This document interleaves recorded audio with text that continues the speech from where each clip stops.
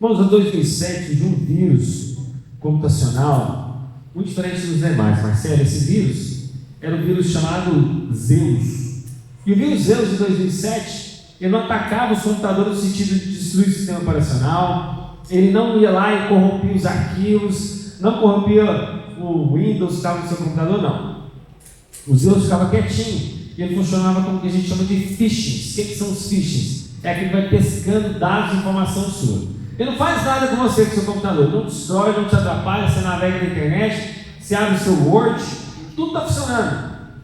Só que ele vai pescando as informações do seu computador. Então você está lá, acessa os seus dados bancários, aí ele vai e rouba seus dados. Ele vai lá e pesca as suas informações, tudo, vida pessoal, dados bancários.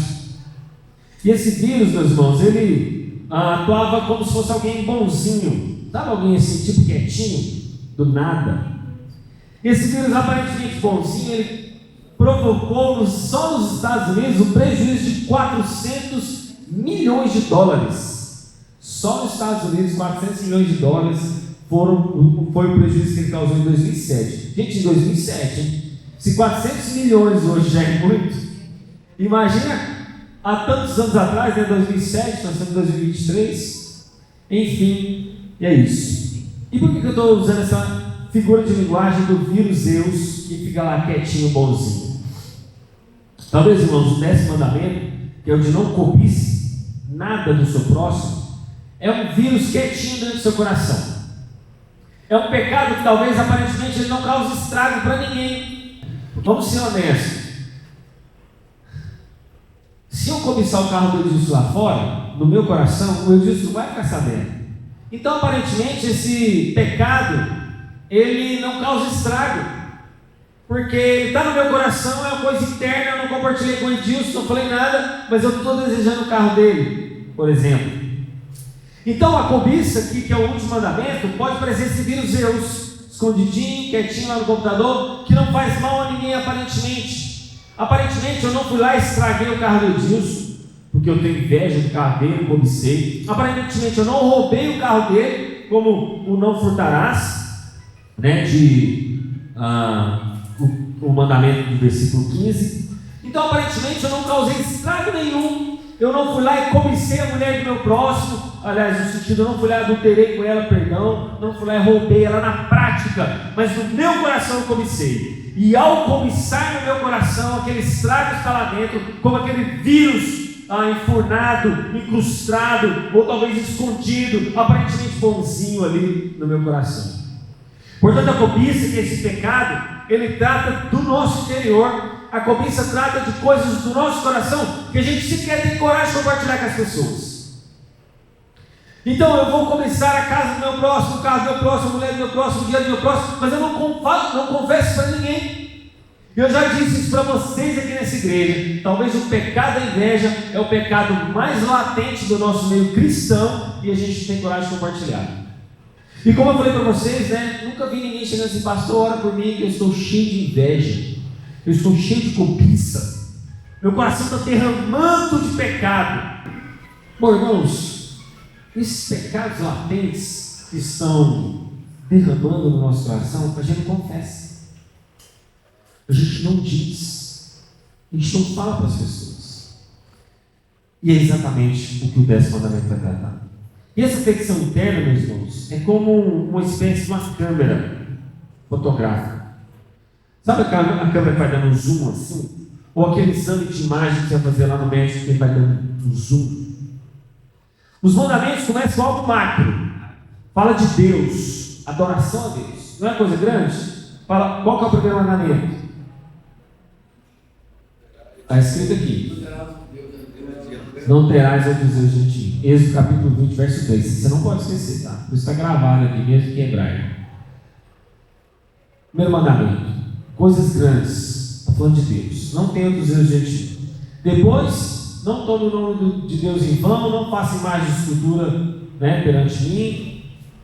E aí está tratando a respeito do seu relacionamento com Deus. Só que aí a câmera vai focando. Sabe o zoom assim, vai.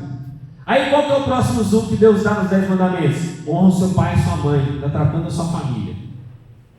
Aí o zoom diminuiu, né? Estava falando de Deus, do seu relacionamento com Ele, aí o foco voltou para a sua família. Mas aí Deus começa a voltar o foco para você de forma externa. Não mate, não adultere, não roube, não dê falso testemunho. Isso são coisas externas, né? Você sabe quando alguém está dando falso testemunho, está mentindo, está fofocando. Você sabe quando alguém está roubando, está adulterando, está sendo uma coisa meio invisível. Só que o último mandamento, tem esse zoom quando a câmera vai, chega o quê? No nosso coração, a cobiça, algo interno. Os 10 mandamentos então começam com a visão macro de Deus, aponta para a família, aponta para o seu individual e depois vai lá dentro do seu coração. Irmão, significa então que à luz da revelação da palavra de Deus, nada está oculto a Deus, nada, nem as coisas macros, nem as coisas individuais, nem as coisas internas. Então, meus irmãos, o 10º mandamento significa que nada foge aos olhos de Deus, sejam coisas externas, sejam coisas internas, e o Salmo 139 nos mostra isso. E a boca fala que o coração está cheio, Mateus nos mostra isso, e a ilustração que eu já usei para vocês é como uma caixa d'água. A gente tenta talvez resolver o problema da cobiça com coisas externas. Eu não roubei, não matei, não adulterei, não dei falso testemunho. Mas se a boca fala que o coração está cheio, irmãos, significa que o primeiro tem que tratar o quê? A boca ou o coração? O que eu preciso tratar primeiro? O coração. E eu já usei a ilustração para vocês. Vamos supor que a gente liga a torneira da cozinha, a Cida vai cozinhar e está saindo barro pela torneira. Adianta a Cida desligar a torneira, passar um paninho na boca da torneira e ligar a água de novo? Você acha que a água vai limpar? Sim ou não? Não. Porque o que está suja? A fonte de onde a água está vindo. Seja da caixa d'água ou seja pela saneágua. O problema é a fonte de onde ela está vindo. Aquela água está suja não porque a boca da torneira está suja, não porque o bico da torneira precisa ser limpado, que é a nossa boca, exemplificando aqui, mas o que está sujo? A fonte, que é o nosso coração, no caso aqui é a caixa d'água ou vindo da água da rua. Então, irmãos, não adianta nada você querer limpar sua boca se o seu coração está sujo. Então a leitura dos 10 mandamentos significa que Deus se atenta a tudo e a todos e quer de fato mudar a nossa área externa como a nossa área interna. E o pecado da cobiça lida com esse terreno onde estão plantados todos os demais pecados. É no terreno do nosso coração, que é algo interno, que é algo interior, que está semeado todos os demais pecados. Então, quando eu adultero, quando eu furto, quando eu dou mau testemunho, quando eu mato, aquilo ali é só uma manifestação de algo que está lá dentro do meu coração. Eu só estou externalizando o terreno como está a minha vida, o solo como anda o meu coração. Esse pecado então trata do terreno e das raízes, não dos frutos, vamos assim dizer, né? O que é o fruto? O fruto é a manifestação, né? A maçã que nasceu, a manga que surgiu, mas é o terreno e a raiz que diz, de fato, como está a minha vida e como vai ser a manifestação desses frutos. Por isso então, meus irmãos, a cobiça é esse algo que está dentro de nós, e a cobiça é algo de que eu desejo algo que não é meu, algo que já tem dono, aquilo que pertence a outra pessoa. E talvez então, se eu pudesse definir cobiça, seria o quê? Cobiça é tudo aquilo que eu quero e que não pode ser meu, entendeu? Tudo aquilo que eu quero e não pode ser meu. Então eu quero a família do outro, eu queria aquela esposa do outro, eu queria o marido do outro, eu queria o carro do outro, enfim, tudo aquilo que não pode ser meu, e eu desejo no meu coração e eu quero tomar para mim, é cobiça. Não é do tipo aquele algo assim que você está lá disponível como um carro na concessionária, ainda que aquele carro tem um dono ainda, né, que é a fábrica ou a própria concessionária, que você tem a possibilidade de comprar. Mas você quer o carro do outro, literalmente. Nossa, Sebastião, eu queria tanto aquele Gol seu, cara, eu quero aquele carro. É aquele que pertence ao outro. E esse pecado, então, já nasceu no coração dos nossos pais, quando Adão e Eva, então, desejam e cobiçam do fruto proibido. E aqui há 3 estágios de Adão e Eva, quando eles fazem a cobiça. Primeiro, que eles olham o fruto, que Deus não permitiu. Depois, eles desejam, ou seja, cobiçaram. E depois, eles tomam para si. Não é esse estágio exatamente da cobiça? Eu olho a mulher do meu próximo, cobiço ela no meu coração e tomo ela para mim, ou seja, consumo o pecado. É os 3 estágios da cobiça, é os 3 estágios do primeiro pecado que Adão e Eva passaram: olhar, desejar, tomar para si. E esse caminho, desse processo do pecado, irmãos, ele brota das raízes do nosso coração, como eu falei para vocês. E essas etapas, meus irmãos, valem para todas as áreas. Eu falei aqui, por exemplo, da mulher, mas pode ser para o dinheiro, bens materiais e o que você colocar. E eu quero colocar aqui 3 pontos. Eu sei que teria muitos mais pontos para a gente definir, mas 3 pontos sobre esse pecado. O primeiro é que a cobiça não tem limites. Grave isso no seu coração. Há pecado que não tem limites, é o da cobiça. Primeiro, porque Deus fala no verso 17, e Deus vai detalhando as coisas. O que ele detalha? Ele fala: olha, não cobiçar a casa, a mulher, o servo, o boi, o jumento. E aí Deus vai detalhando alguns itens, né, para aquela época fazer mais sentido, para nós hoje nem tanto. Para nós vai mais talvez dinheiro, casa, carros, viagens, sei lá o que você quiser colocar aí, corpo, físico. Mas o fato é que Deus vai detalhando ao ponto de ele falar assim: olha, se eu continuar essa lista aqui, vai ser, entre aspas, infindável, né? Deus, conhecendo o coração humano, conhecendo a nossa pecaminosidade, se ele continuasse essa lista ia ser de páginas e páginas. Mas é que Deus põe entre aspas, um ponto final, dizendo o seguinte: nem coisa alguma que pertence ao seu próximo. Resumindo, nada que vem do seu próximo você pode cobiçar. Ele começa falando de mulher, de casa, de servo, de boi, de jumento, e ele vai terminar a lista: olha, nada, absolutamente nada você deve cobiçar de alguém. E é interessante, meus irmãos, porque isso acontece porque, por que Deus põe um ponto final? Olha, nada, nenhuma coisa do seu próximo. Porque aonde eu estiver, aquilo ali vai ser a proximidade da minha cobiça, não é? Vamos supor que eu viaje para fora do Brasil, e eu vejo uma lancha muito bonita, uma casa muito bonita, ou um cara com muita grana de Bitcoin, e eu desejo ter aquelas criptomoedas, eu desejo ter aquela lancha, eu desejo ter aquela viagem. Quando eu tenho esses desejos, onde eu estiver, e eu estiver próximo daquilo, vai ser o meu desejo de cobiça. Eu posso ir para uma praia, ver uma mulher linda, desejar ela, e falar: nossa, é a mulher próxima de mim, é aquela ali, então eu não posso cobiçar.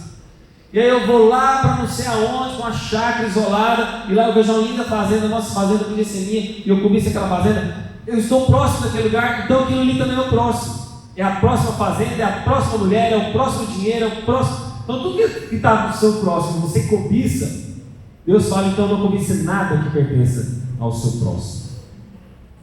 Então são inumeráveis, não tem limites. E sabe o que é interessante? A cobiça é algo insaciável. Insaciável. Não sei se vocês conhecem, mas a história do buraco negro, né? Como funciona o buraco negro no sistema solar? Nem a ciência sabe explicar exatamente como é o funcionamento do buraco negro, mas tudo que passa pelo buraco negro, ele é absorvido no sistema solar. Então, sei lá, se uma estrela, se a luz que você jogar ali dentro do buraco negro, se os asteroides passarem ali, eles são absorvidos. Se os planetas passarem ali, o buraco negro ele vai lá e consome aquilo, e absorve aquilo, em certo sentido. Então é como se fosse um monstro, a cobiça. Quanto mais você alimenta a cobiça, mais esse monstro cresce, e ele vai comendo e engolindo as coisas. E de fato, meus irmãos, a cobiça jamais tem fim ou tem limites. Por isso que Deus põe um limite. Deus põe um limite de não cobiçar, exatamente porque a cobiça não tem limite. Ela é esse buraco sem fundo, esse saco sem fundo. E é interessante, certa vez, a família Rockefeller, já ouviu falar da família Rockefeller? Gente, existem famílias que dominam o mundo.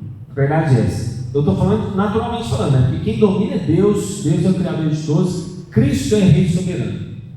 Mas humanamente falando, materialmente falando, há só 7 ou 11 famílias que dominam esse mundo.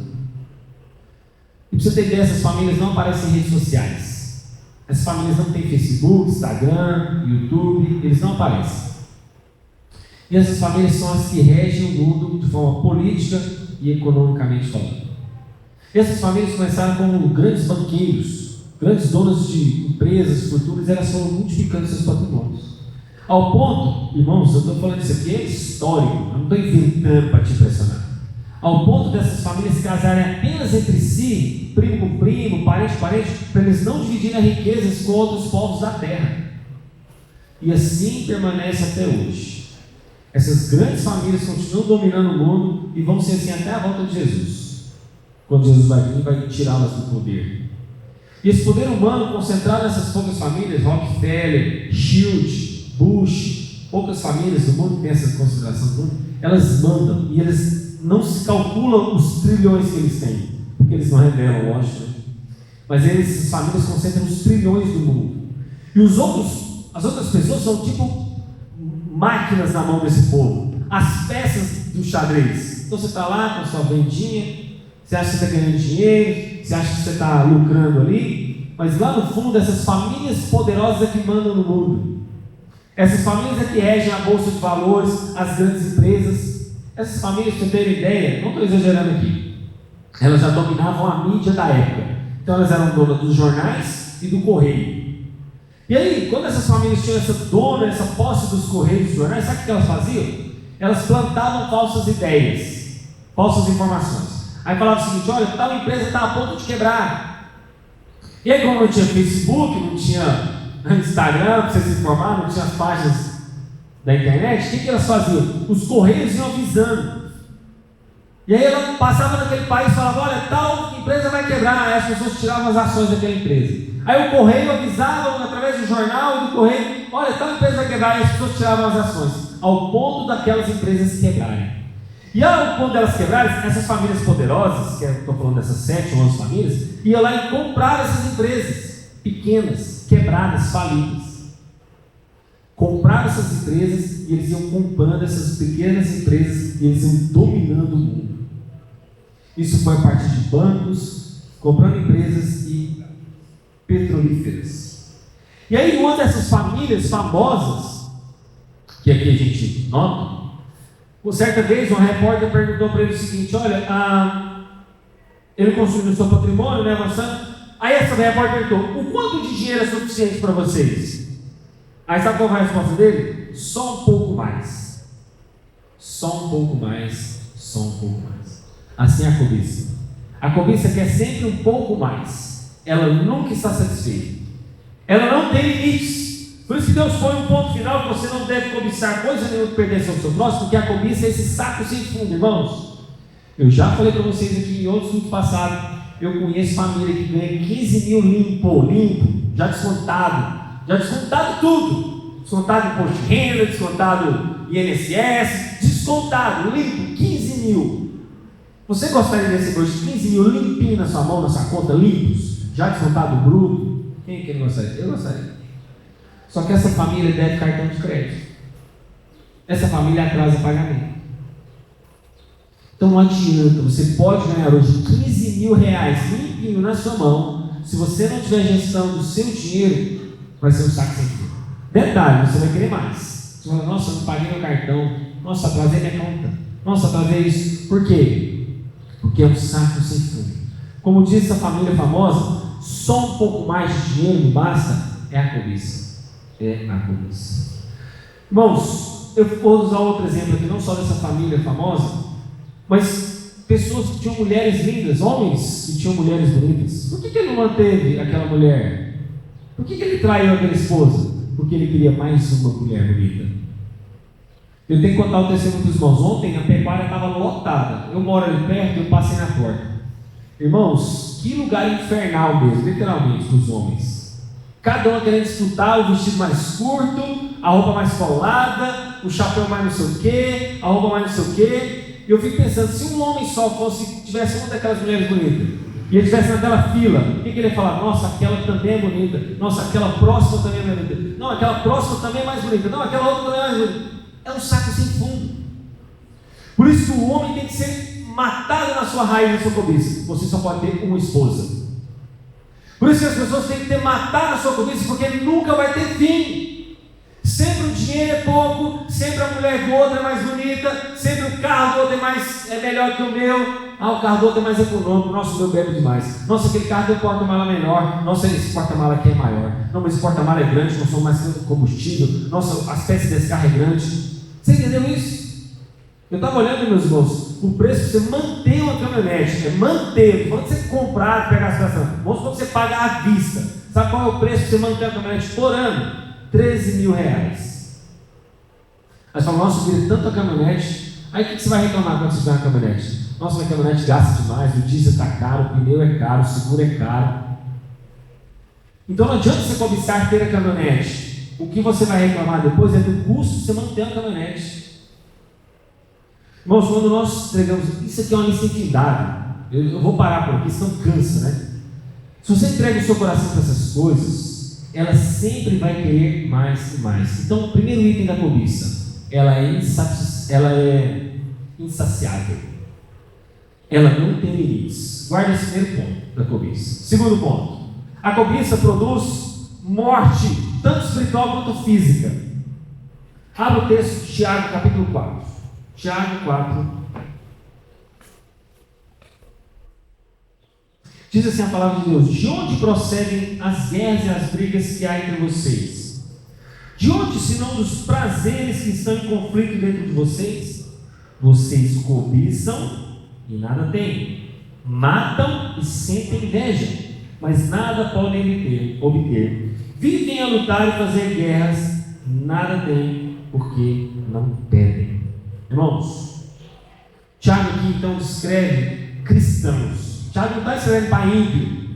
Tiago não está escrevendo para o cara que está lá fora da igreja, que está no mundo. Tiago está escrevendo para cristão.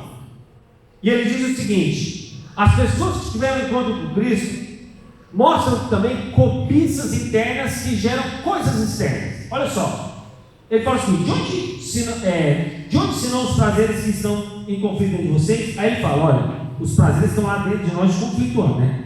Ele fala: ó, vocês cobiçam. Cobiça é algo interior. E ele fala assim: vocês nada têm, algo exterior. Entendeu? Cobiçam, ó, vocês cobiçam coisa interior. Nada tem, algo exterior. Vocês matam, algo exterior. Sentem inveja, algo interior. Nada obtém, algo exterior. Vocês vivem a lutar e a fazer guerras, algo exterior. Nada tem, porque não pedem, algo exterior. Irmãos, aqui é um conflito entre coisas internas e externas. E Tiago está falando exatamente isso. Vocês não estão tendo nada porque vocês estão cobiçando. Vocês não estão tendo nada porque vocês estão invejando.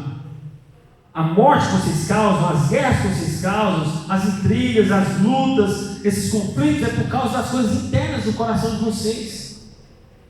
Irmãos, e essas coisas externas, quando ele fala de brigas, e guerras e contendas, e até mesmo morte, chamou de morte. Provavelmente aqui ele aponta para algo figurado. Mas nós vamos ver na palavra de Deus, em 1 Reis, 2 Reis, se não me engano, que fala que a cobiça pode causar mortes externas, ou seja, algo externo. Por mais que ele aponte talvez para algo interno, a parte figurada da morte, fazendo referência a outras passagens, por exemplo, que a Bíblia fala de odiar o irmão, lembra? Eu posso não matar o meu irmão fisicamente, nós vimos isso aqui. Eu posso não ir lá e matar e executar ele, mas internamente eu já matei aquele meu irmão. Mateus capítulo 5, 1 João capítulo 3. E o contexto então, meus irmãos, fala que de fato o verbo matar aqui aponta para algo simbólico, mas nós temos a impressão de que aquela igreja cristã vivia de forma harmônica, e de fato vivia. Quando a gente vê, por exemplo, depois do Pentecostes, Atos capítulo 4, 32, diz que da multidão dos que creram, ele era um só coração e uma alma. Porém, mesmo a igreja primitiva, que a gente achava que estava tudo em harmonia e paz, ao longo das décadas isso parece que foi dissipando. E o Tiago então está escrevendo para cristãos recém-convertidos que estão cheios de coisas que os levavam a pecar. E é interessante que a palavra guerra aqui, apesar de ser uma questão também literal, a palavra guerra aqui é literal, ela aponta para o sentido figurado, que é a questão de conflitos, brigas. Então, meus irmãos, Tiago fala do contexto simbólico. Só que quando ele usa o plural, ele não fala tudo plural, quando ele fala assim, viram fazer guerras, aí ele fala no início do verso 1, guerras e brigas. Quando ele está usando esse contexto no plural, ele está falando de algo contínuo. As guerras e brigas aqui não era uma coisa pontual, de vez em quando, ele estava falando que estava acontecendo permanentemente, meio que direto, no contexto de um plural. Esse plural então não limita aquela coisa pontual, mas que estava acontecendo continuamente. Então ele faz uma pergunta: de onde que vem isso de vocês? Ele está fazendo uma pergunta retórica, né? De onde são essas guerras que eu fiz de vocês? Aí ele responde. O que ele responde? Por causa do desejo interno de vocês, por causa da cobiça do coração de vocês. E aí você está irritado com a sua vida, você não sabe por quê. Mas você sabe por que pode ser uma das causas da sua irritação? Inveja. Falando sério. Porque você amanhece irritado, bravo com todo mundo, chuta o gato, briga com as crianças, briga com o marido, você está grilado e você não sabe por quê. Talvez um dos seus motivos é inveja e cobiça. Sabe quando você amanhece e não tem aquele carro na garagem que você queria? Sabe quando você amanhece e você não tem aquela casa que você queria? Sabe quando você amanhece e você não tem aquela esposa que você queria? Sabe quando você amanhece e você não tem os filhos que você queria? Você não tem o pai e a mãe que você queria? Quando você pensa nisso, vem aquele primeiro clique, quando você acaba de acordar, aquilo já te deixa nervoso. Brigas, guerras e conflitos. Causa no nosso lar por causa da cobiça e da inveja. Porque eu não tenho o que o outro tem. Eu gostaria de ter aquilo, mas não tenho. Aí eu acordei de lado. Acordei nervoso. Esses conflitos e guerras internos, meus irmãos, são as consequências externas. Aí por que você está cobiçando o seu coração? Porque você tem inveja, causa conflitos externos. As brigas mesmo, literalmente, né? Discussão, maus tratos, braveza, rispidez. E a consequência desses desejos internos não realizados é a causa de consequências externas realizadas. Olha só que interessante. Os meus conflitos internos não realizados é a causa dos conflitos externos concretizados. E Jesus fala na parábola do semeador exatamente isso. Ele fala de ambições, e essas ambições, esses desejos, Marcos capítulo 4, Lucas capítulo 8, da parábola do semeador, fala que essas ambições sufocam a palavra de Deus e se tornam frutíferas. Por isso que talvez a gente tenha ouvido a palavra de Deus tantos anos, ou tantas vezes, ou tantos domingos, e ela se tornou infrutífera. Por que ela está infrutífera? Terreno, solo do nosso coração cobiçoso, invejoso. Os prazeres do coração estão sufocando essa palavra, os prazeres do mundo. E aí é Deus que não está mais governando a sua vida, mas é os seus desejos. A busca por um prazer insaciável e incontrolável assume o controle. E aí eu tiro a minha paz, vem as brigas, vem as contendas frequentes. 2 Timóteo 3, verso 1. Para mim isso aqui é um resumo. Então eu vou pregar esse texto aqui na igreja, mas é só uma citação dele. 2 Timóteo 3, 1. Mas você precisa saber disso. Nos últimos dias sobrevirão tempos difíceis, que é os tempos que a gente está vivendo, na minha opinião. Pois os seres humanos serão egoístas. Gente, quantas coisas a gente não faz por nós mesmos, né? A gente fala que é pela família, a gente fala que é pela igreja, mas é egoísmo, a gente faz por nós mesmos. Pois os seres humanos serão egoístas, avarentos. Avarento o quê? Desejo de dinheiro. Orgulhosos.